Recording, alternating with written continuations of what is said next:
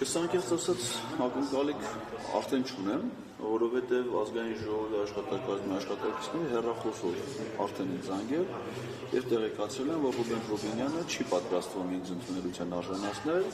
ինքը շատ վստահ, չեն էլ վախենում դա ասելուց, միայն ձեզ, պարոն Ղազարյան, նպատակահարմար չի գտնում։ Ես հարցնում եմ ուրիշ քաղաքացիներ կան գրանցված,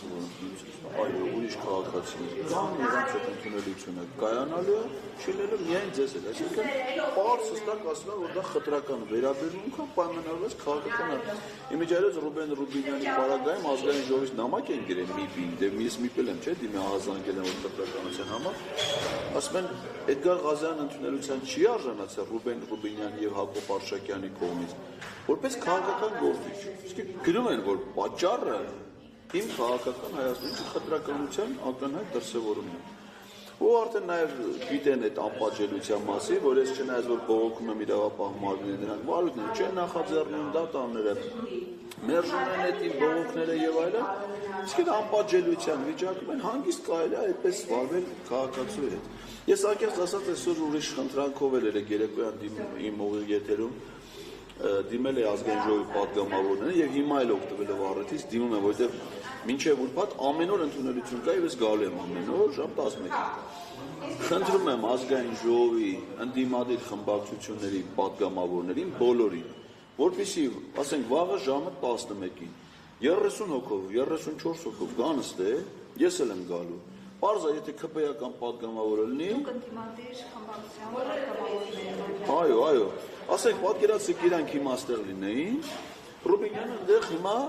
ամենայն հավանականությամբ վերելգած է։ Հիմա նա ինձ չի ընդունում ակնհայտ արհամարական, չեմ տենց իրան բնութագրում, որովհետև ինքը նկատմամբ վիրավորանք է ցուցաբերում իր պահվածքով, շատ քաղաքակիրթ ձևով բնութագրում եմ իր հիմիկվանտը գտնվելու կարգավիճակ։ Հիմա եթե ստեղ լիներ ազգային ժողովի 30 պատգամավոր, ինձ չեն թողնելու, չէ՞, ես դռնից անցնեմ։ Իրանց չեն կարա չթողնեն։ 30 հոգով անցնում են գնում են էմի սրա, ասում են մատ վերկաց։ Այսինքն ոչ չես ընդունում մարդուն, ոչ չես ընդունում։ Դու չես հայտարարել ընդունելություն։ Օրը ժամը դու չես որոշել։ Կարգ կա, չէ՞, ընդունելության։ Այդ եկողը Էդգար Ղազարյանը խախտել է այդ կարգը, չէ, զանգել է, էլեկտրոնային պոստ ուղարկել է, գրանցվել է, ասել է ինչ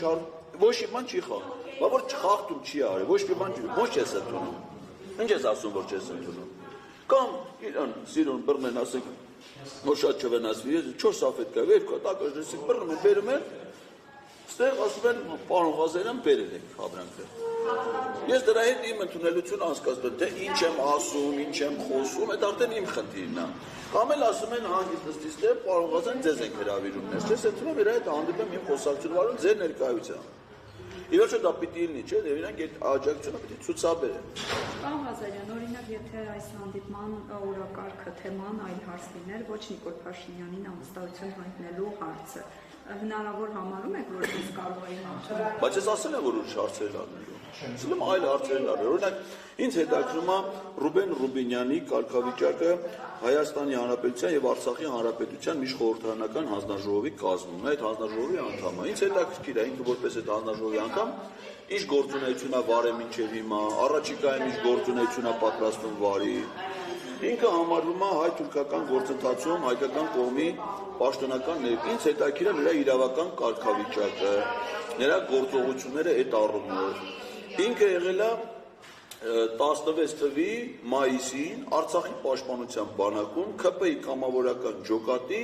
անդամ Մարտակերտի շրջանում ՊՊ զորամասերից մեկում իրականացրել է մարտական առաջադրանք զենքով հայկական բանակի զինվորական համազգեստով։ Ես ուզում եմ անամիքն ինչ կարգավիճակում է եղել։ Օկուպանտ է եղել, ագրեսոր է եղել, ռազմական հանցագործ է եղել, թե դրանից հետո է դառը մեր երկրի դավայ։ Այսինքն ինքը գնացել է 16 թվականին մեր հայրենիքը պաշտպանելու, մեկ էլ ասում են մեր հայրենիքը չէր ազգում ենք Ադրբեջանի։